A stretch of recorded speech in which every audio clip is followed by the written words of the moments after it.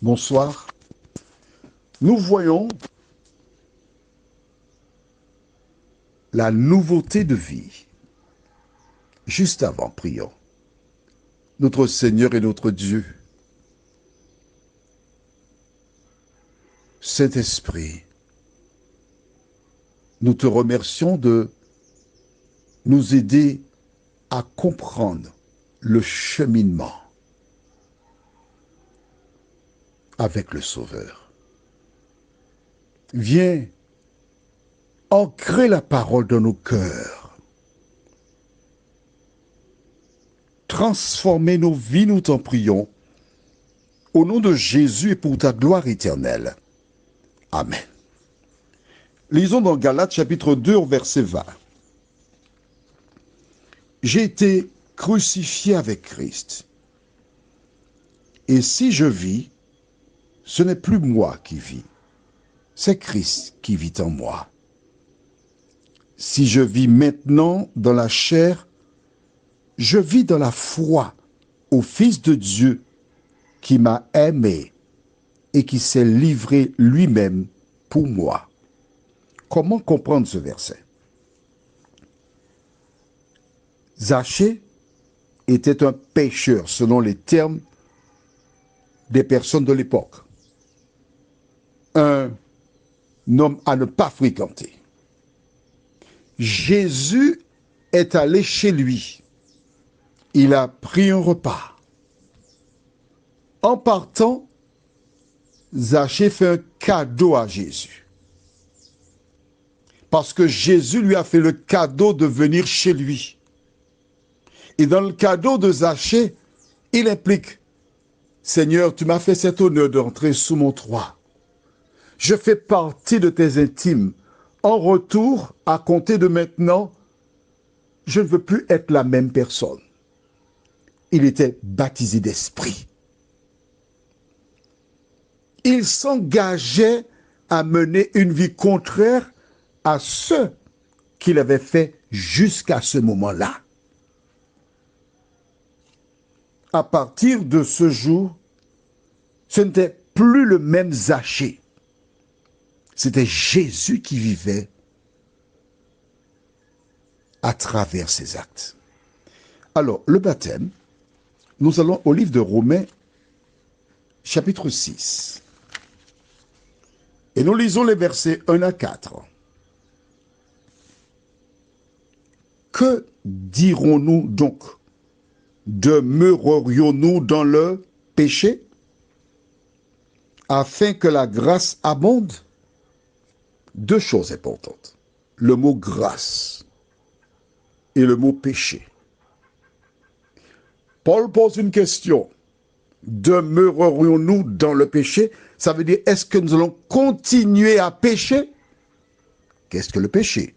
Écrit dans le cahier. 1 Jean 3, verset 4.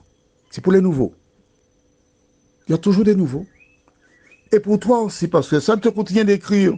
Pourquoi? Parce qu'en écrivant, tu inscris cela dans ton cerveau. 1 Jean 3, verset 4. Tu entends les oiseaux?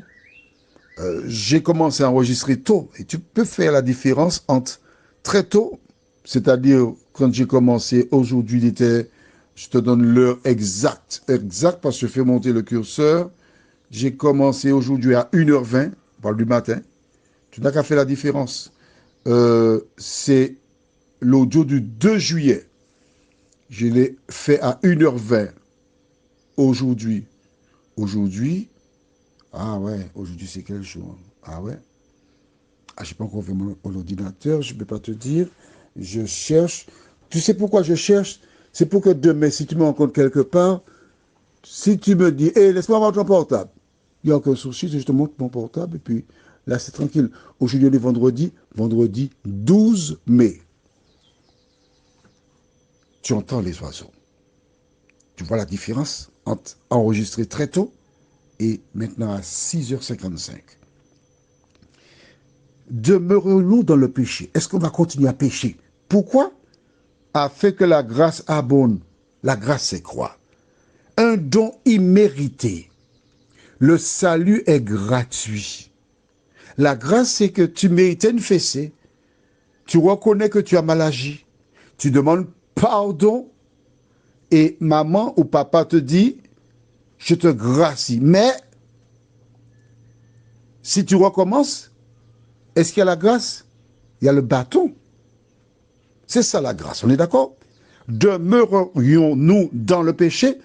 Qu'est-ce que le péché? On a vu 1 Jean 3,4, quiconque pêche transgresse la loi. Est-ce qu'on va continuer à transgresser la loi? La réponse au verset 2. Loin de là, nous qui sommes morts au péché, comment vivrions-nous encore dans le péché? Le péché, c'est la transgression de la loi. Comment pourrions-nous continuer à transgresser la loi? Ignorez-vous que nous tous qui avons été baptisés en Jésus-Christ, c'est en sa mort que nous avons été baptisés.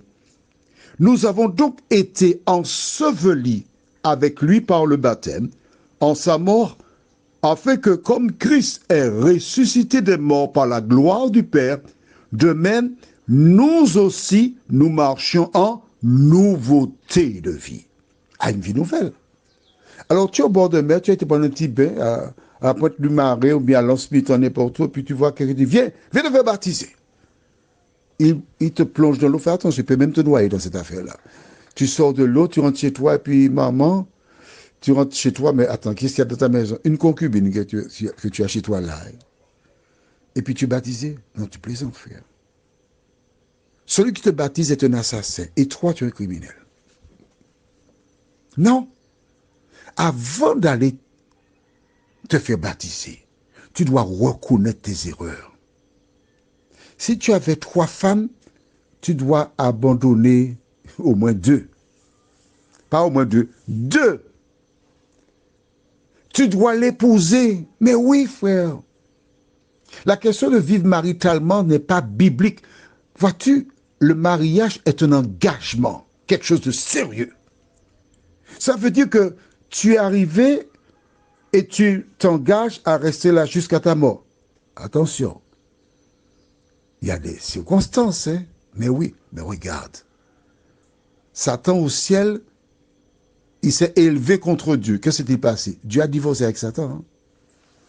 Il s'est séparé de Satan. Mais oui, ça existe. D'où la nécessité pour toi de prendre ton temps pour ne pas aller te jeter dans des problèmes. Une fois que tu t'es repenti, donc l'eau est une tombe liquide quand tu es plongé dans l'eau. Et quand tu sors de l'eau, comment dois-tu faire? Pour marcher en nouveauté de vie. Tu n'es plus la même personne. Alors, je voudrais mettre un bémol quand même. Je fais de la musique, j'aime beaucoup. Je joue au saxophone, soprano. Je me débrouille pas mal. Ce n'est pas du jour au lendemain que tu seras au top. Non, ça demande du temps. Mais il y a une chose que tu dois savoir, que nous découvrons au livre de 2 Corinthiens, chapitre 5, le verset 17. Déclare, si quelqu'un est en Christ, il est une nouvelle créature. Les choses anciennes sont passées, voici toutes choses sont devenues nouvelles. Pour que tu comprennes, je te donne une petite métaphore. D'accord? J'ai mon véhicule, c'est tel modèle, et je fais un accident. Oh, amoché, très avant abîmé, le capot enfoncé, le pare-brise avant éclaté, mauvaise posture. Une voiture, une remorque vient récupérer mon véhicule et l'emmène dans un garage. Mon professionnel me dit, écoutez, votre véhicule sera prêt dans 1 semaine. Merci, monsieur. Et la semaine d'après, quand je reviens, je ne reconnais pas le véhicule qui était amoché. Pourquoi? Parce que le garagiste l'a réparé. Comment ai-je fait l'accident? J'avais brûlé un feu stop. Un feu rouge. Pardon, un feu rouge. J'ai eu un accident. Tu me suis jusqu'à présent? C'est simple. Quand je sors du garage, que dois-je faire? Attention, parce que le garagiste a tout réparé. Le véhicule est comme neuf. Et quand je vois un feu rouge, que dois-je faire? Je dois le respecter. Pourquoi? Pour ne pas faire d'accident. Je n'observe pas la loi de Dieu pour être sauvé. J'ai été sauvé par Jésus qui m'a fait grâce. Mais parce que Jésus m'a donné un véhicule neuf, c'est lui le garagiste. Je pars en respectant le code de la route afin de ne pas commettre d'accident. La relation qui existe entre Jésus et moi est une relation d'amour. Prions. Notre Seigneur et notre Dieu, nous te remercions pour ta parole qui nous a montré que, contrairement à ce que disent certaines personnes, lorsqu'il est question de baptême dans la Bible, les néophytes étaient des personnes du peuple juif qui menaient déjà une vie sainte. Merci de nous avoir éclairés, Seigneur, et ainsi nous protéger de ces personnes qui offrent le salut gratuitement bon marché, en contradiction avec la parole. Cette grâce, nous te la réclamons, au nom de Jésus et pour ta gloire éternelle.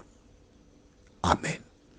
Demain, nous verrons de manière pratique, si Dieu nous prête vie, comment sortir du péché et être sauvé. Je te souhaite une bonne nuit et à demain, si Dieu nous prête vie.